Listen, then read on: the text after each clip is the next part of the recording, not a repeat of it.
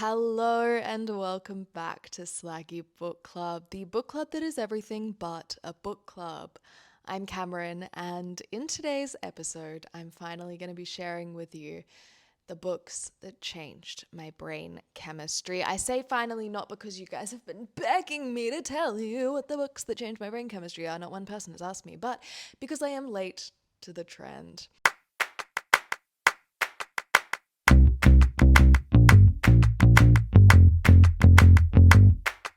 I'm genuinely really excited to share these 9 books with you guys because these are books that truly have changed the way that I think, the way that I approach certain aspects of my life, whose premises or messaging have absolutely stuck with me since I read them. They've taught me things that I notice myself referring back to in my day-to-day life. And for that reason, they are clearly very important books, at least very important to me. I think that they're very powerful, and so of course I want to share them with you guys. There is a mix of fiction and nonfiction in this list. They are not all self-help nonfiction books that, taught me how to think differently or hustle better or whatever that may be. I don't think there's any self-help books in this stack, actually, but they are all educational and philosophical in their own ways, and like I said, made an impact. So I'm going to share them with you now, and if you've read them, let me know how they affected you. If you haven't read them, let me know if they sound like something that you do want to check out. Comment on this video, send me a DM at Slaggy Book Club on Instagram. So I'm going to start with a book that changed my diet. It impacted the way that I thought about meat and eating meat, and that is Tender as the Flesh by Agustina Bazterrica. The essential premise of this book is that a virus renders animal meat poisonous to humans. We can't farm and eat animals anymore. Instead of everyone just resorting to plant-based eating, the government is like, no, the people are gonna want meat still, so let's think of an alternative. And so we start to farm humans. And this basically just puts human bodies in the, not even body, like humans living as well, in the position of like the cows and sheep and pigs that we farm. The slaughterhouses are the same, the methods are the same. Everything that we do to animals, like now, is what is done to humans in this book. And as you can imagine, it is utterly disturbing. There was something so grotesquely fascinating about it that I couldn't stop reading it. I think it's just, that innate human curiosity when it comes to things that disgust or unsettle us. But yeah, realizing that this is what we do to animals, the level of empathy we can apply to the situation is just different because it's a different species of living thing. But when we put our own species in those positions, it seems fucked up. Naturally, I figured I'm not sure I can eat meat anymore. What I will say is that I had been vegetarian for years before reading this book, then started eating meat again. Then I read this book and went back to being vegetarian. At this current moment, I am not actively a vegetarian, so it didn't fuck me up that bad, but I still think about it, and it's still like there is still like a awareness and a sense of guilt that lives within me that Agustina put there. So this is a brilliant work of fiction, very, very powerful. And if you're trying to go veg, but you just can't get yourself there, this might help. The next book is the complete opposite, not disturbing at all, but entirely heartwarming and nourishing. It is Conversations on Love by Natasha Lunn, and it is just that, a collection of conversations with a bunch of writers and thinkers and creatives and artists about love and the different forms that it takes in each of their lives. You know, there's a conversation with Dolly Alderton about vulnerability. There's a conversation with Emily Nagoski about sex, of course. Alain de Botton on the psychology of being alone. Roxane Gay on redefining romance. Wonderful, wonderful, beautiful conversations with very thoughtful and clever people. I mean, credit to Natasha Lunn for directing the conversations into such sort of beautiful and enlightening places. I read this in one sitting, and honestly, that is unheard of for me. I don't really ever do that with any books. I'm a slow reader, and so to read something in one sitting is many hours of being sat in one place. But there was something about this that was so encapsulating, and I personally love reading about love, and you'll notice from more books that I speak about that is true. I love reading about love and relationships, but this was just, I feel like it softened something within me. I think about it all the time. I feel like it has just given me a warmth and a little bit more empathy and softness and hope and love to project out into the world, you know? In a similar vein, All About Love by Bell Hooks is something that absolutely changed the way that I approach my life and my interactions.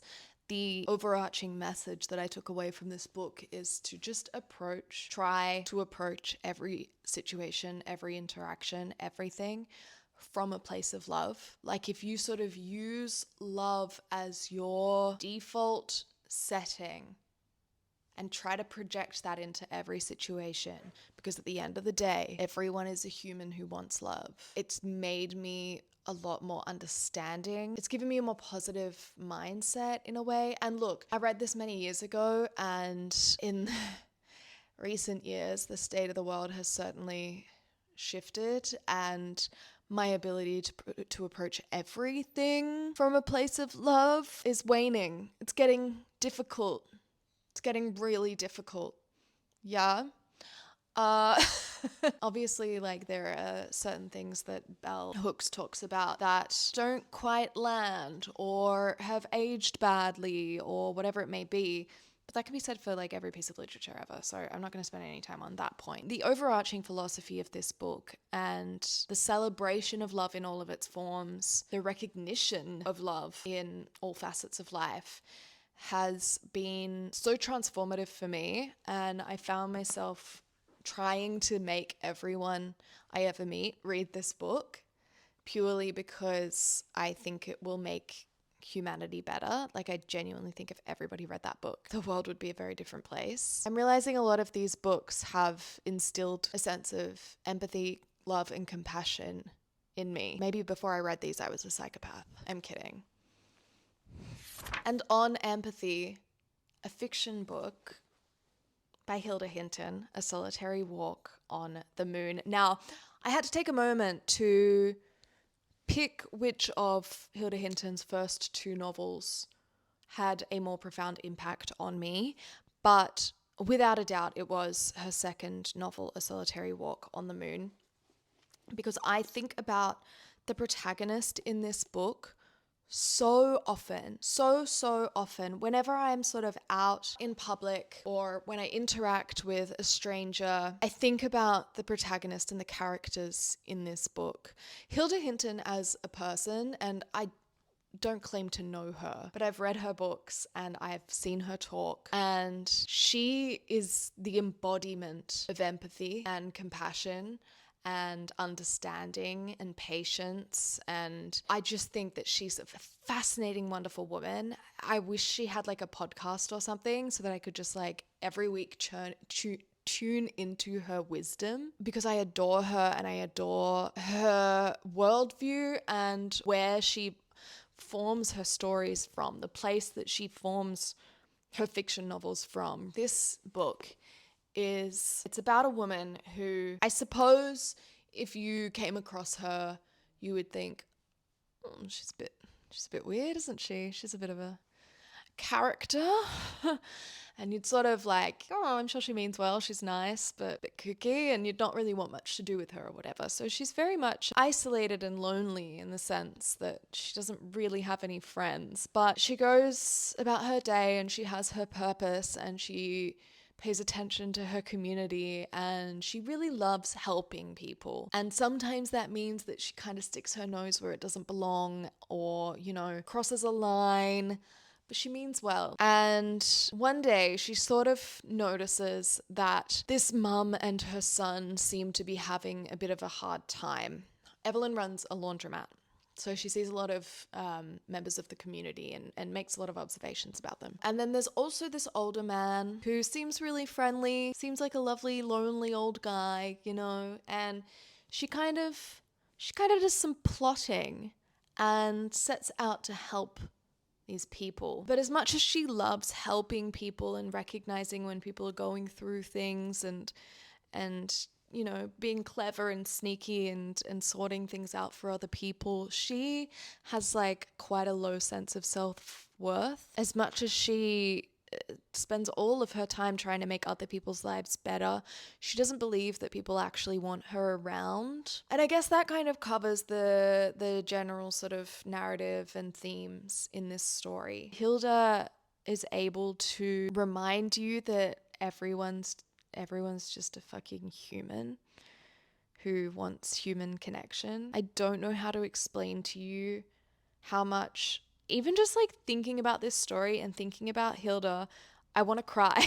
Like this story is so moving. And like I said, I see Evelyn, the protagonist of this story, in everybody that I pass on the street. Everyone I ever interact with now, I am always thinking about this story and this woman and how sad it all is and how I should never make assumptions about people. Hilde wrote this and smacked me over the head with empathy, and I thank her for that. The tagline is, sometimes the people you overlook are the ones who can change your life. With joyous and unique touch, Hilde Hinton's extraordinary novel, A Solitary Walk on the Moon, gives us insight into the people we pass on the street.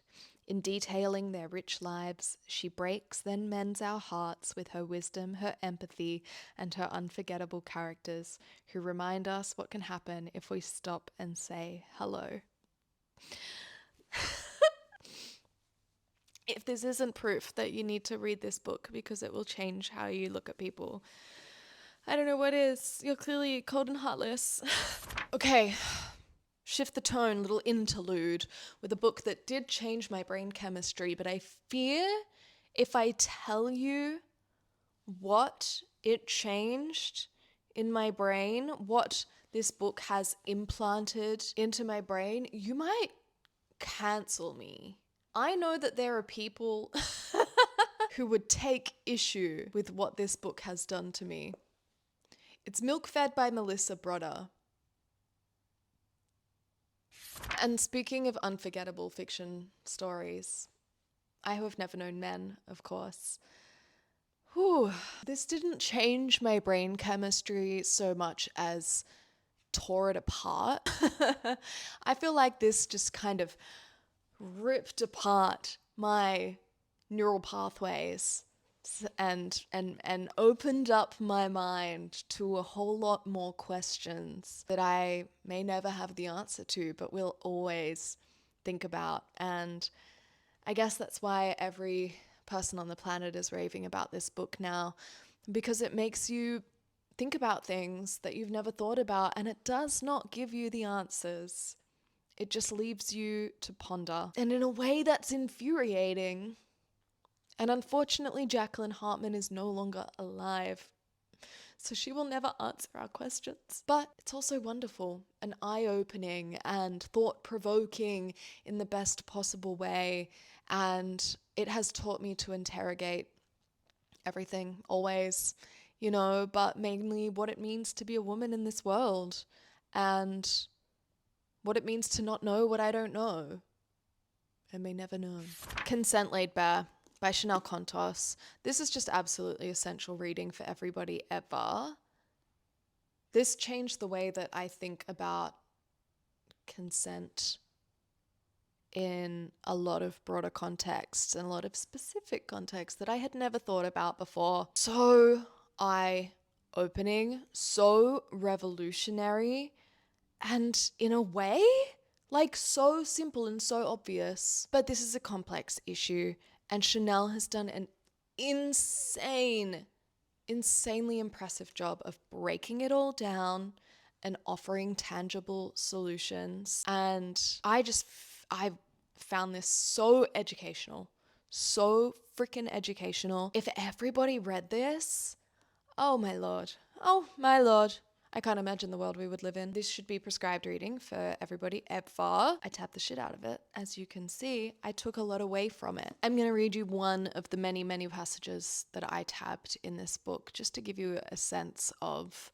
Chanel's approach. It's a large failure of consent education to teach that no means no when we neglect to teach girls how to say no.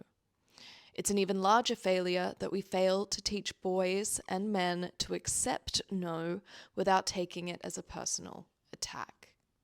See also Know My Name by Chanel Miller. Not an easy read by any means, but really important. It will make you angry. I mean, this was difficult and, fucked to read 3-4 years ago.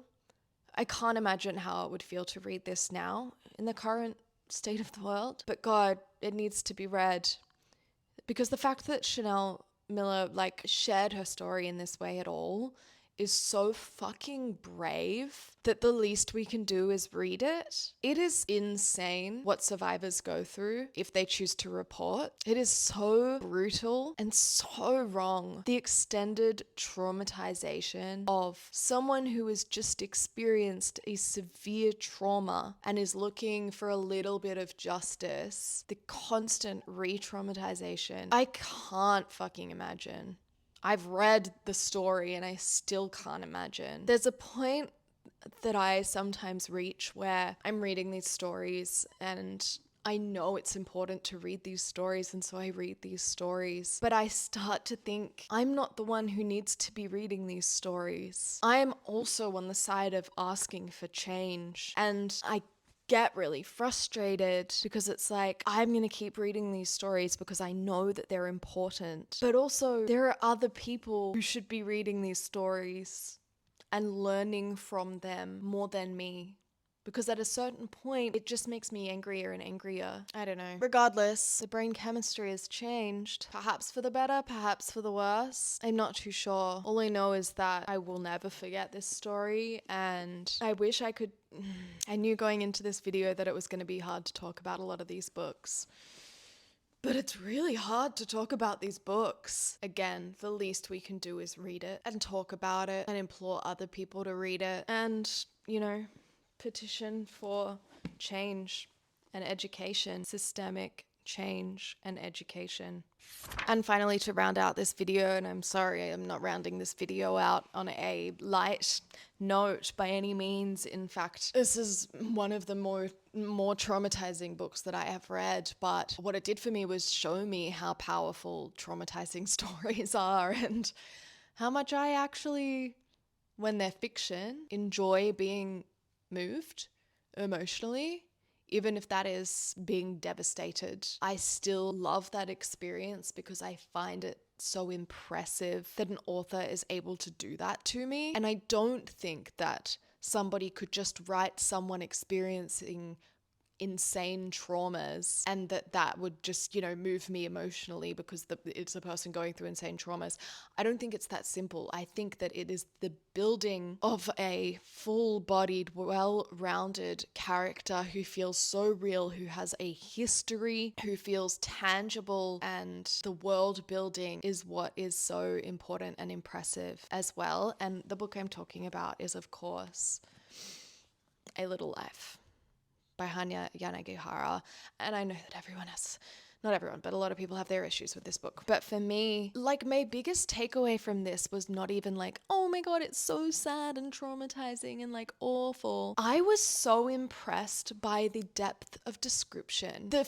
Like, I remember distinctly reading, like, she was describing the color of the wood on a table in someone's old apartment. Like, one of the characters was thinking back to a moment in someone's apartment and he could remember the grain of the wood on the table or something. And it was just like, these details are so not necessary, but the way that all those little things came together to build a story and a world and a collection of characters that were so undeniably real that it was almost impossible to understand that this is a fiction novel.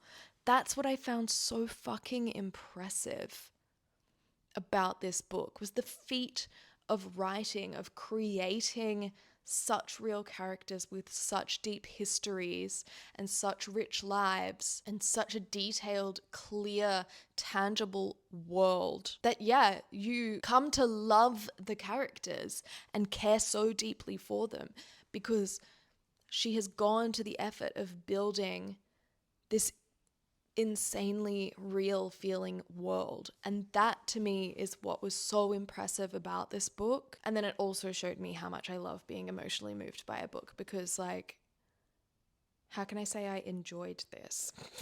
So there you go. Those are the 9 books that altered in some way my neural pathways, my brain chemistry. I'm sure there is an accurate science to this. I'm sure those sentences make sense. But truly, these books have all stuck with me and informed my current way of thinking in some way or another. And I know that a lot of them are dark, and this video was not necessarily high energy or good vibes. But every single one of these stories I feel is important and has affected me in a beneficial / positive way. And I obviously implore every single one of you to read every single one of these. No, you don't have to read A Little Life. You don't have to read A Little Life, but read all the others. Read all the others because they are enlightening and they are important and they are powerful. And with that being said, jump in the comments and let me know what books have altered your brain chemistry. What is a book that is so completely impossible to forget?